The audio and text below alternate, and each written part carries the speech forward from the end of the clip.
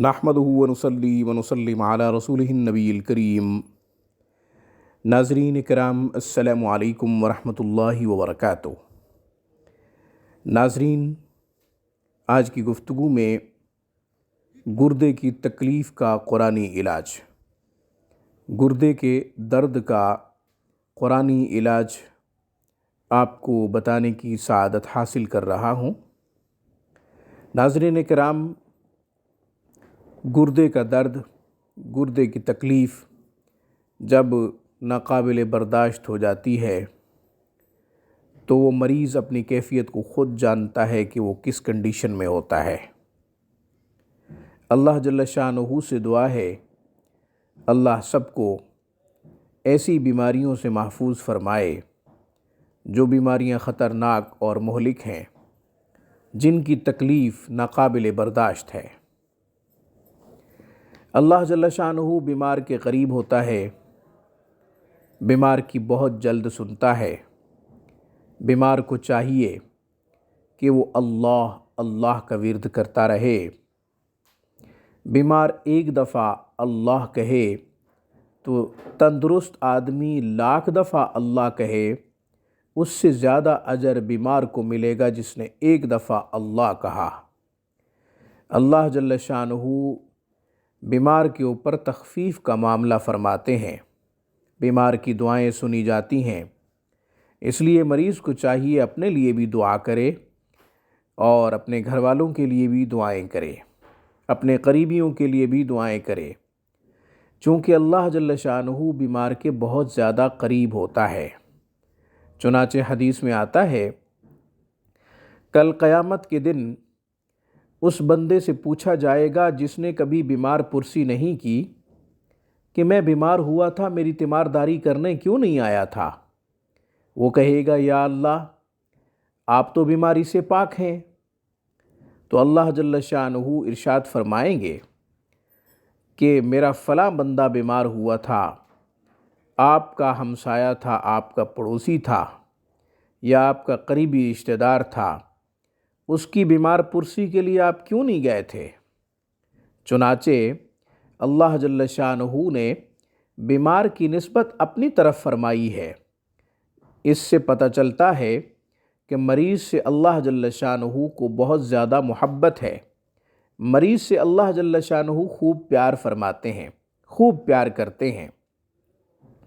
چنانچہ ایک اور حدیث میں آتا ہے جو شخص کسی کی صبح بیمار پرسی کرنے کے لیے جاتا ہے، شام تک اس کے لیے 70,000 فرشتے مغفرت کی دعا کرتے ہیں، اور اگر شام کو کسی کی بیمار پرسی کے لیے جاتا ہے تو صبح تک 70,000 فرشتے مغفرت کی دعا کرتے ہیں۔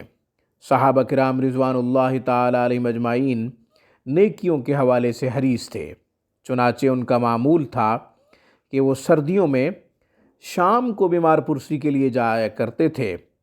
ان کو یہ پتہ تھا کہ لمبی راتیں ہیں، زیادہ دیر تک ہمارے لیے 70,000 فرشتے مغفرت کی دعائیں کرتے رہیں گے، اور جب گرمی ہوتی تھی، گرم دن ہوتے تھے تو وہ صبح کو بیمار پرسی کے لیے جایا کرتے تھے۔ ان کو یہ پتہ ہوتا تھا کہ دن بڑے ہیں، اس لیے زیادہ دیر تک فرشتے مغفرت کی دعا کرتے رہیں گے۔ 70,000 فرشتوں کی دعائیں لینے کے لیے صحابہ کرام رضوان اللہ تعالی علیہم اجمعین حریص ہوتے تھے اور سبقت کی کوشش کرتے تھے، پہل کرنے کی کوشش کرتے تھے۔ بہرحال یہاں پہ عمل بتانا مقصود ہے ان مریضوں کے لیے جو گردے کی تکلیف میں، گردے کے درد میں مبتلا ہیں۔ عمل سن لیجئے، غور سے سن لیجئے۔ اللہ جل شانہ بیمار کے اوپر خصوصی رحمت فرماتے ہیں، اس لیے مریضوں کو کبھی مایوس نہیں ہونا چاہیے، نا امید نہیں ہونا چاہیے۔ سورہ قریش جمعرات کو 1000 دفعہ پڑھا جائے۔ سورۃ قریش کو ایک دفعہ آپ 1000 دفعہ جب پڑھ لیں گے تو یوں سورۃ قریش کی زکوٰۃ ادا ہو جائے گی، تعداد پوری ہو جائے گی۔ اعمال کی زکوٰۃ خاص تعداد کا پورا کرنا ہے، یاد رکھیں۔ عملیات والوں کے نزدیک جو اعمال کی زکوٰۃ ہوتی ہے وہ تعداد کا پورا کرنا ہے۔ خاص تعداد بتاتے ہیں، جو شخص اس خاص تعداد کو پورا کر لیتا ہے تو ان کے نزدیک اس عمل کی زکوٰۃ ادا ہو گئی۔ گردے کے درد میں جو شخص مبتلا ہے، گردے کی تکلیف میں جو شخص مبتلا ہے، اور اگر خود پڑھنا جانتا ہے یا خود پڑھ سکتا ہے، آسان ہے اس کے لیے، تو 1000 دفعہ پڑھ لے، پھر پانی پہ دم کر لے، پھر روزانہ کی بنیاد پہ 71 دفعہ سورۃ قریش کو پڑھ کر پانی پہ دم کرے اور پانی پی لے روزانہ کی بنیاد پہ۔